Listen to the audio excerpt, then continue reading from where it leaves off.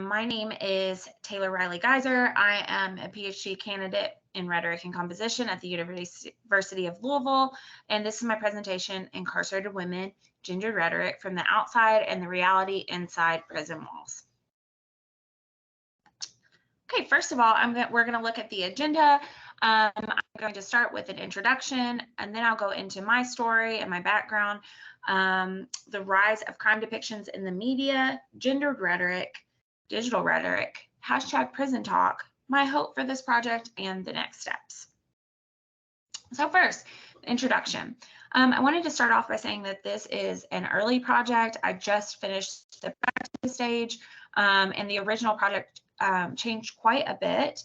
And in fact, it changed from interviews of women in prison to looking at social media depictions of them and the stories told by them. So we'll get into that in a few minutes. So I am researching some new terms, including digital rhetoric, circulation, techno-feminism, and new media. I've always been interested in stories about and by incarcerated women in prison. So this project looks into the stories told about by the media and by these women in social media. And hopefully I will find that I will broaden the field in its look at gendered and social rhetoric. So my story, I'll start with my background. I am a former journalist. I was an editor and a reporter. I worked at several small weekly newspapers as editor. I worked at the big city metro newspaper here in Louisville called the Courier Journal.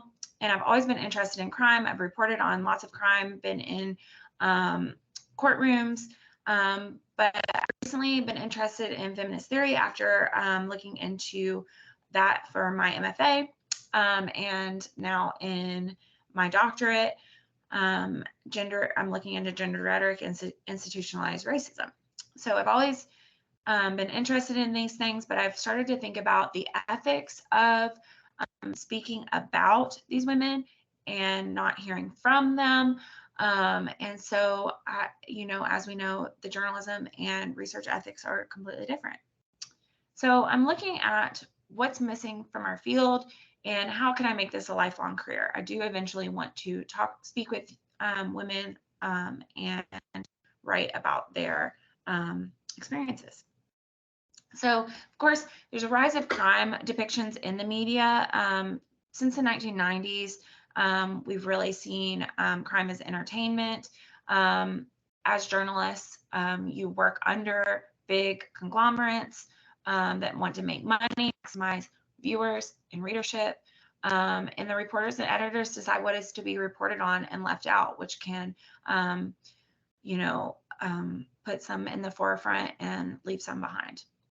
So where also do journalists get their source info from? Well, they get it from police. So you take it as you do.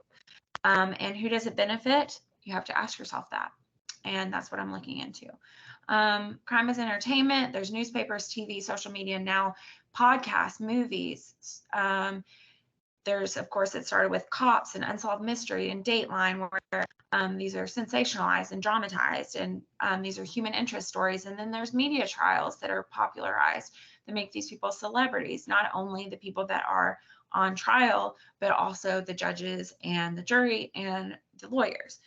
These include the O.J. Simpson trial, Casey Anthony, George Zimmerman, and recently Brian Kohberger, who has been accused of killing a few women in Idaho. So as we probably know in this field, there is much news can affect people's opinion.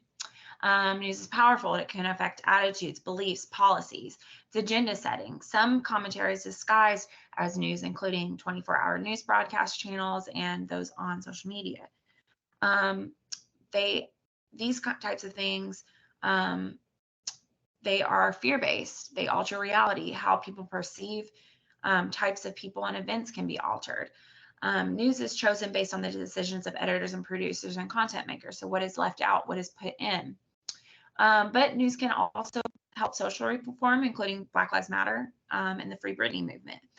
but they can also have moral crusades, which, we've seen from the 80s on, satanic panic, banning books, 9/11, and the world can be seen as a dangerous place.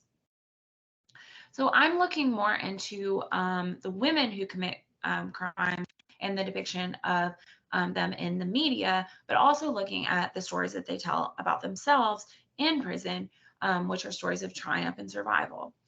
Between 1980 and 2019, the number of incarcerated women increased by more than 700%,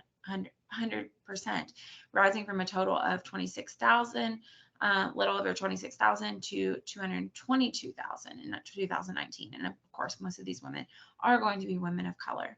Popular trope we're going to be looking into is the old trope of the welfare queen, classist, obviously, the mad woman who is psychotic, and the bad woman. All three of these women lie outside citizenship, and the things that are told about them are extremely gendered and sexualized. So I'm going to be looking into digital rhetoric and TikTok. Digital rhetoric, according to Grad, it's the speed and the reach and anonymity and interactivity.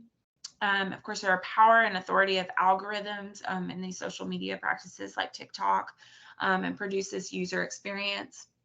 Hashtags are actually textual work that I'm going to be looking into rhetorically, and they're descriptive means of explanation and also organizational work.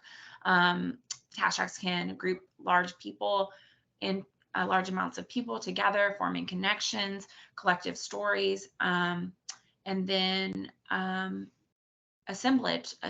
I'm going to be talking about that: people, devices, practices, and institutions. So I've linked here one woman that is very popular on TikTok.